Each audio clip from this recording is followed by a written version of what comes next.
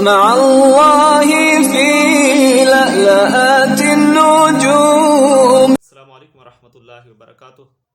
आज एक अहम मसला इजी लोड के हवाले से है कि अगर गलती से आपको आपके नंबर पर किसी दूसरे नंबर से इजी लोड आ जाए तो इसके मुतालिक शरीयत की क्या रहनुमाई है।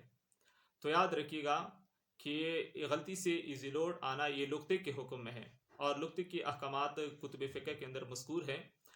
तो इसके मुतालिक फिर ये मसला है कि दुकानदार की तरफ से अगर आपको इत्तला मिल गया कि आपके नंबर पर गलती से इजी लोड हमारी तरफ से आया है आपको, तो आप प्लीज़ वापस कर दीजिएगा। तो फिर ज़रूरी है कि आप उसी नंबर पे आप इजी लोड वापस कर दें, जितनी 100 रकम हो, 200 हो, 150 हो, जितनी भी हो बाहर के। लेकिन फिर भी अगर आपको कोई इत्तला ना मिल सके तो फिर इस सूरत में फिर दो मसले हैं।